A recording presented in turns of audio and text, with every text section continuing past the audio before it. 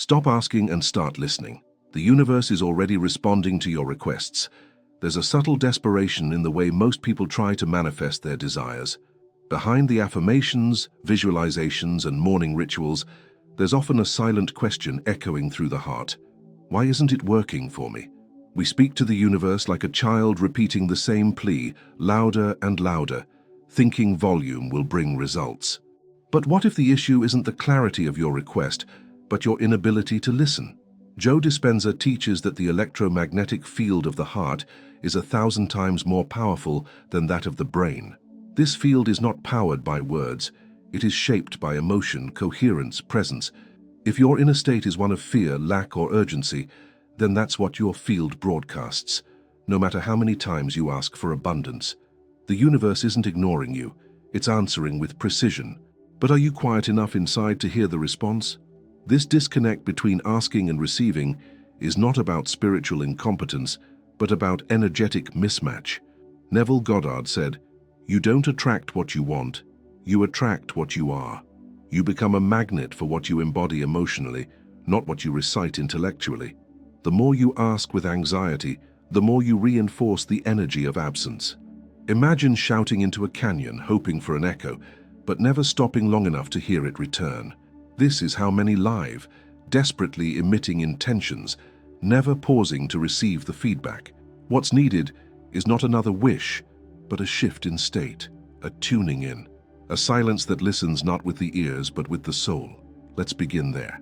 How excessive asking creates vibrational noise and disconnection. There is a hidden anxiety embedded in the culture of manifestation, a subtle panic disguised as discipline. Every morning ritual, every repeated affirmation, every desperate visualization often stems not from clarity but from fear, not from presence but from the illusion of control. When a person continuously asks the universe for what they want, they unknowingly reinforce the very state of lack they wish to escape. This endless loop of requesting, hoping, and doubting generates a kind of vibrational static that drowns out the very answers being offered in return. The essence of spiritual communication is not in repetition, but in resonance. The universe does not respond to the number of times you declare your desires. It responds to the emotional quality of your inner environment. If your heart is rooted in absence, in urgency, in a quiet disbelief masked as hope, then every request you send outward carries that same frequency. The result is dissonance, a reality that mirrors your emotional state, not your verbal intention. This is why for so many asking becomes an act of disconnection rather than alignment. They mistake movement for progress, noise for clarity. Beneath this pattern lies a collective wound, an inherited belief that we must work, strive, and beg to receive what we desire. Many grow up equating silence with punishment, stillness with stagnation. So, when manifestation teachings advise us to let go, we often interpret it as passivity or worse, helplessness. But true letting go is not about doing nothing. It is about becoming internally quiet enough to feel what already wants to come through. Excessive asking becomes the mask that conceals the deeper issue, the inability to trust. There's a biological underpinning to this as well.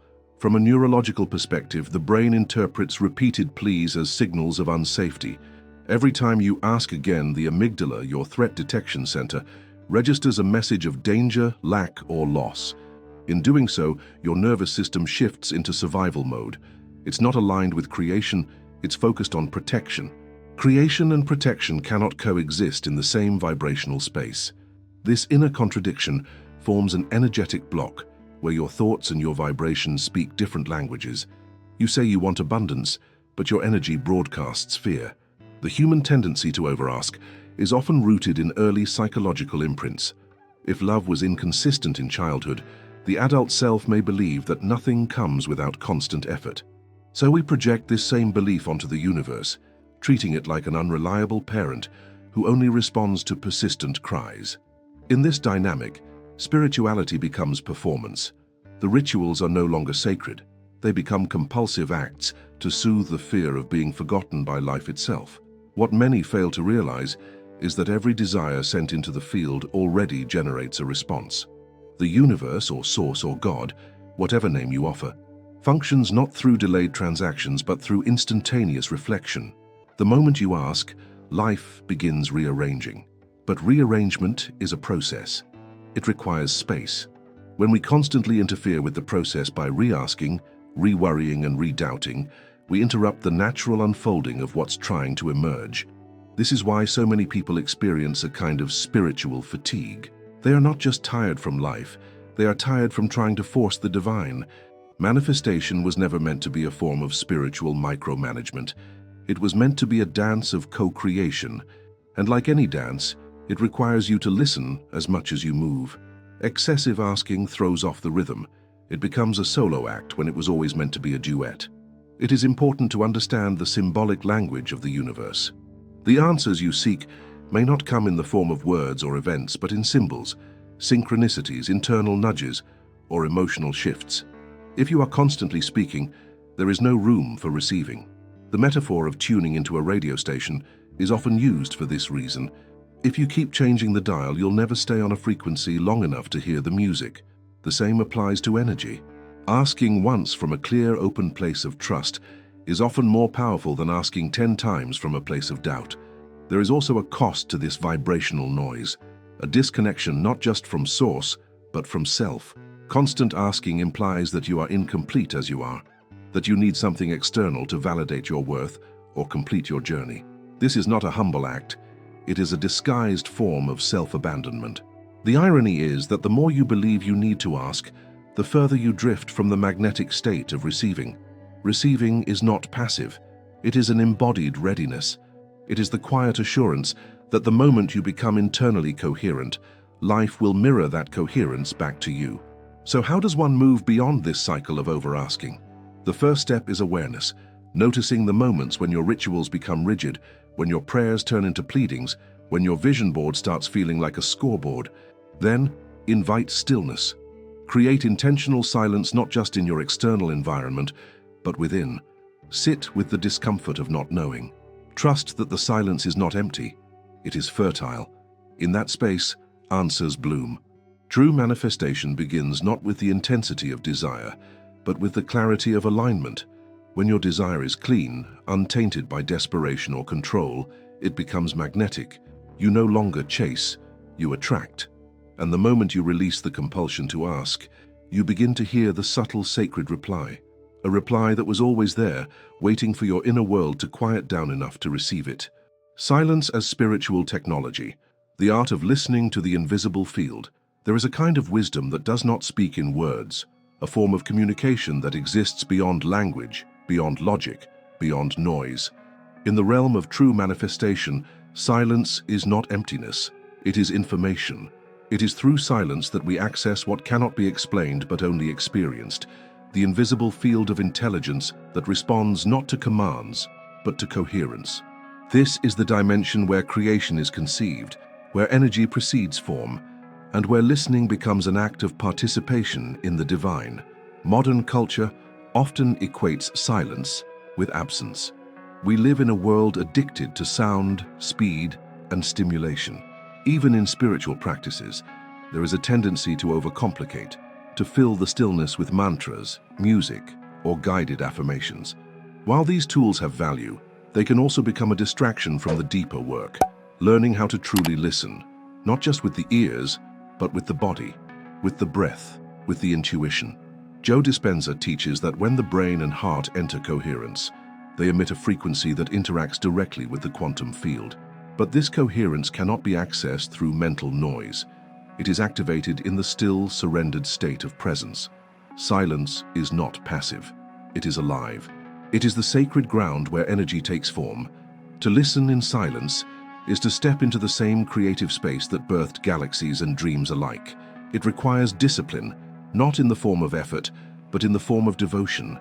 To sit with your own being, to let go of the need to manipulate the moment, to allow what is to be exactly as it is, this is the doorway to higher perception. The field responds not to urgency, but to surrender. There is an intelligence in the space between thoughts. Many spiritual traditions speak of this space as the true self, the awareness that watches, that waits, that witnesses. In silence, we remember that we are not the voice that asks, but the awareness that receives. And it is only from this awareness that we can recognize the subtle answers the universe sends our way. These answers are often not dramatic. They come as sensations in the body, spontaneous insights, unexpected alignments, or even a sudden release of resistance. If we are too busy narrating our reality, we will miss the miracle unfolding in real time. Silence also reveals the parts of ourselves we try to avoid.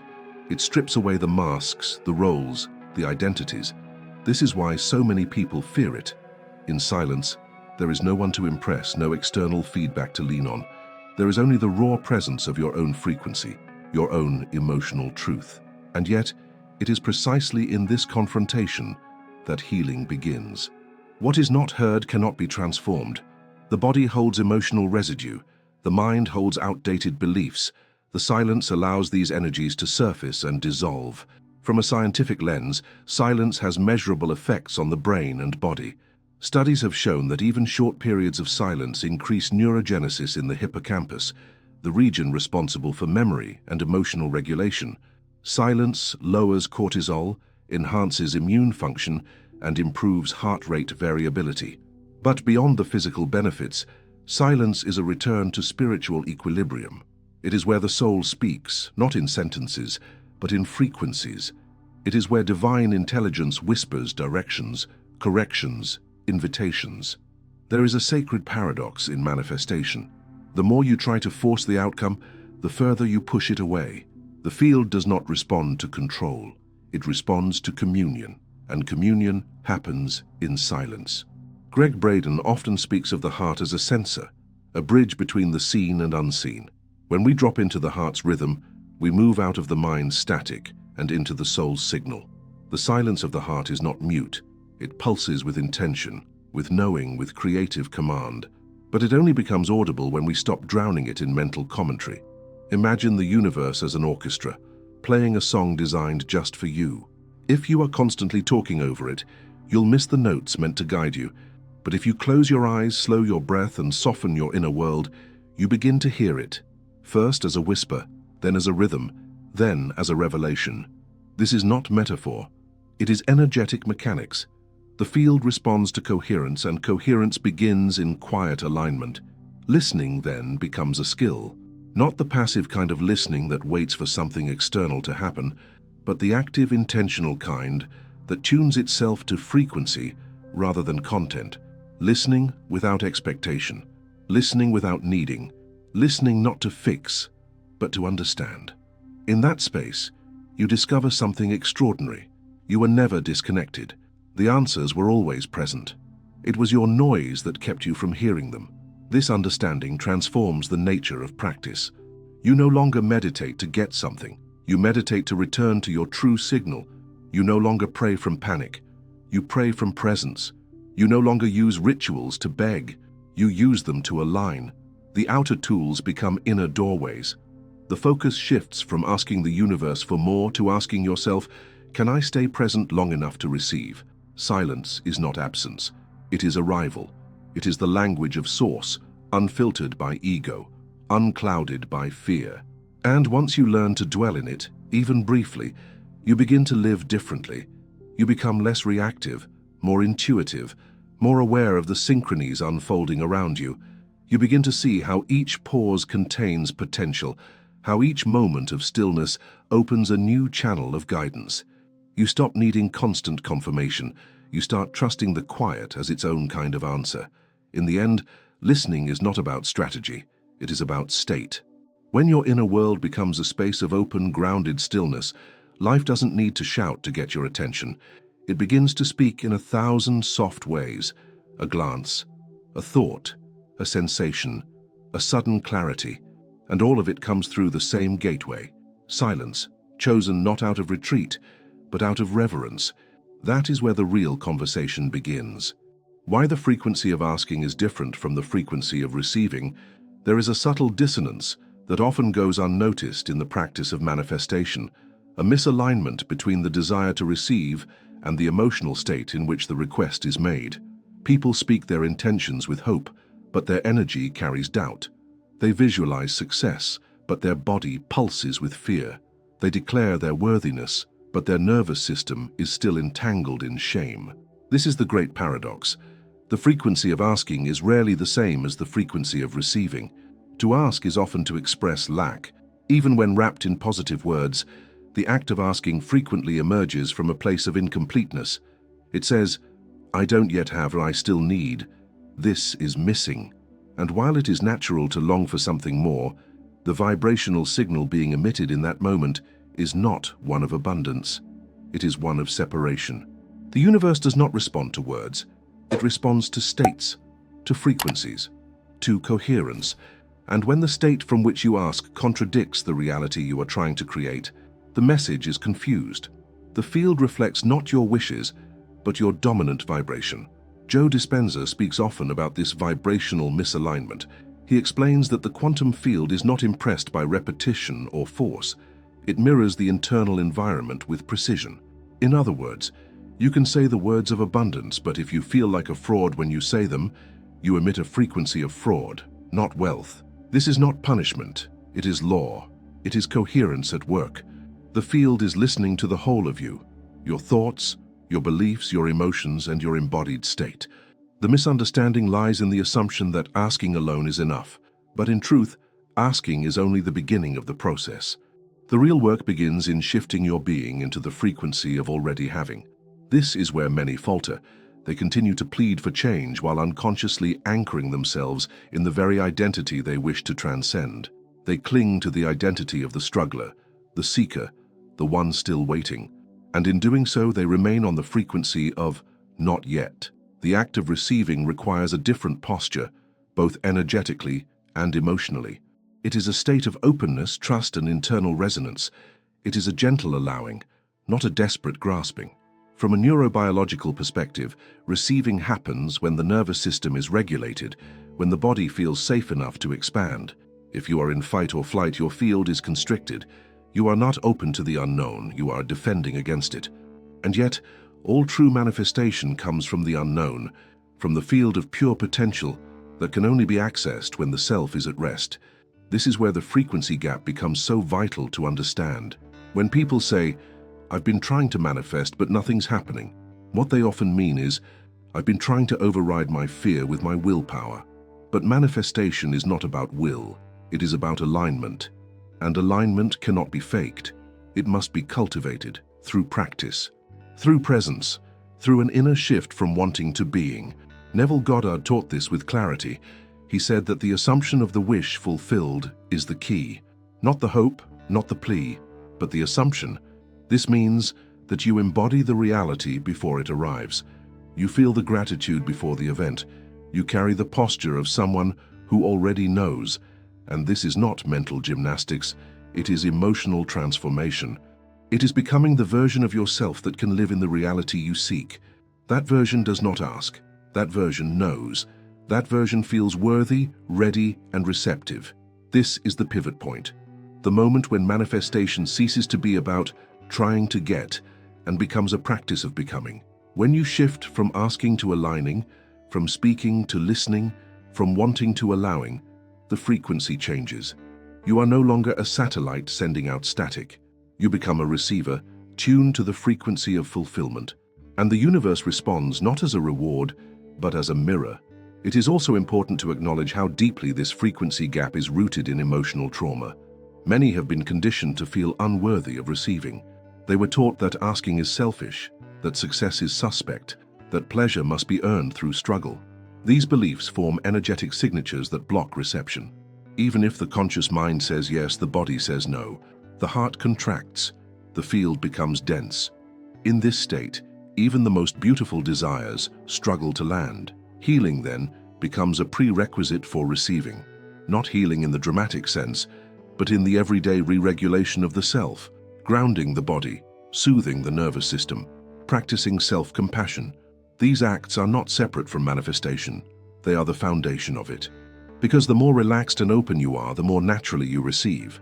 Not because you forced the field to bend to your will, but because you finally stopped resisting what has always been seeking you. There is a deeper truth here, one that is rarely spoken. Often the thing we are asking for is not truly what we want. It is a placeholder for something we fear we cannot access directly. We ask for money, but we long for security. We ask for love, but we crave belonging. We ask for success, but we yearn for self-worth. The frequency of asking for the wrong thing keeps us on a path of endless seeking. But when we name the true desire and meet it with presence, the asking dissolves. There is nothing to chase, only something to remember. In the end, receiving is not about getting what you asked for. It is about becoming the version of yourself who no longer needs to ask. Not because you are indifferent, but because you are aligned. Your frequency has become the answer. Your life, the embodiment of what you once longed for. And in that moment, you realize that the field was never withholding anything from you. It was simply waiting for you to match its truth, not through repetition, but through resonance. Not through effort, but through embodiment. That is where manifestation begins to feel less like a task and more like a revelation. Ignoring the signs. When the universe speaks and you don't recognize it, there is a quiet tragedy unfolding in many spiritual journeys, not the absence of answers, but the inability to recognize them. Countless people believe the universe is silent, indifferent, or distant, when in truth it is constantly responding, not through grand gestures or booming voices, but through subtle nudges, symbolic echoes, and synchronicities that mirror our internal state. The challenge is not whether the universe speaks. The real question is, are you attuned enough to understand its language? The signs are rarely loud.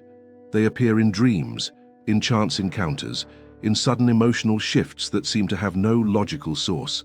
A song plays at the exact moment a thought crosses your mind.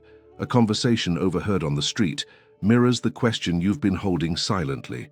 Your body tenses for no reason when entering a space, only to discover later that something about that environment was misaligned with your path. These are not coincidences. They are breadcrumbs. But in a mind addicted to certainty and control, they are easily dismissed as irrelevant. Most people are not disconnected from source.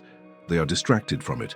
The modern world is saturated with noise, speed, and overstimulation. In that chaos, the sensitivity required to interpret subtle spiritual data is numbed. The internal compass, the one that relies not on logic but on resonance, is drowned out. In such a state, even the most obvious signs go unnoticed. The answers become background static, not because they lack power but because we lack presence. This misalignment is often rooted in emotional fatigue. When someone has been trying to manifest a desire for years with little perceived progress, hope begins to erode. A subtle form of grief sets in, not over a lost dream, but over the loss of belief that the dream is even possible. This grief dulls perception. It tells the heart to stop looking. It convinces the mind that silence is final, and so the signs continue to appear, but the person has stopped watching. There is a symbolic intelligence to the universe. It rarely delivers information in a linear, direct fashion.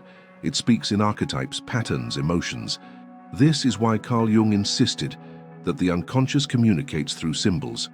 The dream you had last night, the animal that crossed your path, the quote that keeps reappearing, these are not aesthetic details. They are messages, but to interpret them, you must think in the language of energy, not intellect. Many miss the signs because they are looking for confirmation, not communication. They expect the answer to fit their expectations, to arrive in a shape they already recognize. But the universe doesn't reinforce your ego. It responds to your soul. And the soul's answers often contradict the mind's agenda. You may ask for a new job, but instead receive a difficult co-worker who triggers your need for boundaries. You may ask for love, but meet someone who reflects your deepest abandonment wounds. These too are answers. They do not feel like gifts, but they are initiations, coded opportunities for expansion. To decode these signs, one must first shift from expectation to attention. Attention is sacred. It is the currency of the soul. When you pay attention, not just to outcomes, but to nuances, you begin to see the universe in everything.